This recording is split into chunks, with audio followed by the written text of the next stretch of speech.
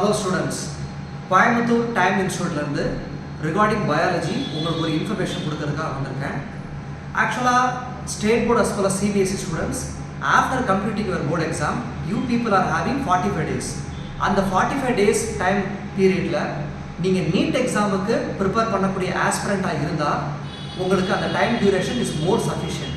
இப்போ with respect to பயாலஜியில் that too from +1 portion வந்து கிங்டம்ஸை வச்சு ஒரு சின்ன இன்ஃபர்மேஷன் உங்களுக்கு நான் கொடுக்குறேன். அந்த information is none other than kingdom Monera. Okay, kingdom Monera கிட்ட exactly what we have is only two, Archaebacteria and Eubacteria. Since everybody knows very well, Archaebacteria is a very old and ancient bacteria. First வந்த பாக்டீரியாவே அதுதான் உங்களுக்கே தெரியும்.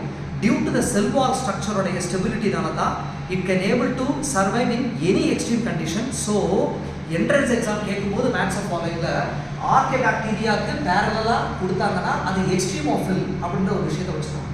And followed by we have a Eubacteria. U stands for true. இந்த true bacteria எல்லாமே comes under the category of this. நீங்க உங்களுடைய NCERT புக்லயோ இல்ல ஏதாவது கண்டென்ட் நீங்க செக் பண்ணி பார்க்கும்போது kingdom Monera is a sole number of bacteriaன்ற மென்ஷன் அங்க பண்ணிருப்பாங்க. So majority of true bacteria comes under here. இந்த இடத்துல நம்ம பார்க்க போறது only two, that is cyanobacteria and mycoplasma. இந்த cyanobacteria பேசும்போது இதோட ஸ்ட்ரக்சர் இஸ் வெரி இம்பார்ட்டன்ட், அதை பார்த்துக்கோங்க. mycoplasma பேசும்போது ரொம்ப முக்கியமான ஒன்று, itself having a transition. இது வைரஸ் அளவுக்கு சைஸ்லையும் கிடையாது, ஓகே, பாக்டீரியா சைஸுக்கும் இருக்காது. Because bacteria உடைய size difference of course you know it very well from the chapter cell the unit of life. 3 to 5 micrometer is the size.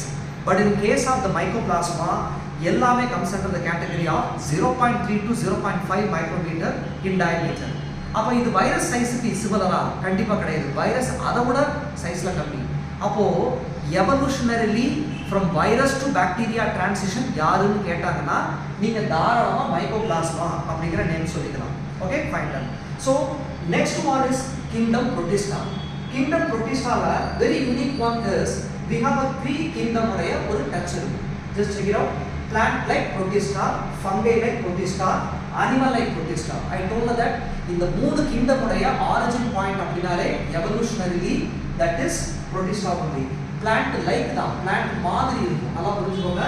அதுல we have a chrysophytes, dinoflagellates and euglenoids. Okay, red tide effect is a very famous question that belongs from dinoflagellate. Okay, எல்லாருக்கும் தெரியும். fungi like protista we have a euglenoid.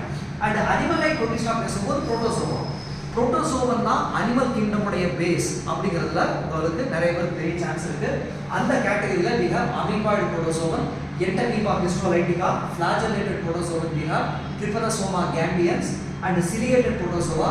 Very famous example is paramecium and sporozoa protozoa. இது ரொம்ப famous ஆன example malarial parasites. Okay, the next one is kingdom fungi. In kingdom fungi we have four classes: Phycomycetes, Ascomycetes, Basidiomycetes and Deuteromycetes. Okay, in the Phycomycetes is a lower category of fungi. Higher category of fungi or most advanced fungi யாருன்னு கேட்டாங்கன்னா அதை நீங்க Basidiomycetes கிட்ட கொடுக்கலாம். Okay, உங்களுக்கு இதுல ஃபேமஸான எக்ஸாம்பிளாக மியூக்கர் சொல்லலாமா? Mucor mycosis and followed by Rhizopus. Okay, Rhizopus அப்படினாலே அது பிரெட் மோல்ட் தெரியும் நினைக்கிறேன். And then what we have is Ascomycetes. This is also higher group of fungi, but most advanced fungi is here. உங்க எல்லாருக்குமே தெரிஞ்ச unicellular eukaryotes yeast are comes under this category. Very famous example Neurospora, அதுவும் இந்த category of Ascomycetes தான். Basidiomycetes எதற்கு famous அப்படினா puff ball பார்த்துப்பீங்க நினைக்கிறேன். Mushrooms எல்லாமே comes under the category of the Basidiomycetes, and the last one is the Deuteromycetes. இந்த mycetes உடைய இன்னொரு நேம் அப்படிங்கிறது imperfect fungi அப்படின்னு சொல்லுவாங்க. imperfectionன்ற பேர் எதனால வந்ததுன்னா there is no sexual mode of reproduction. இதெல்லாம் ரொம்ப ஸ்டாண்டர்டான question and followed by examples நீங்க எல்லாத்துக்கும் தெரிஞ்சுக்கணும். Alternaria solani, Polytotrichum falcatum and then Trichoderma viridae as well as Polysporum. இது எல்லாமே comes under the category of Deuteromycetes. I repeat once again, my dear students and friends, from state board as well as CBSE, the 45 days after completing your board exam, it is more sufficient to brush up your ideology behind the screen of biology, physics and chemistry.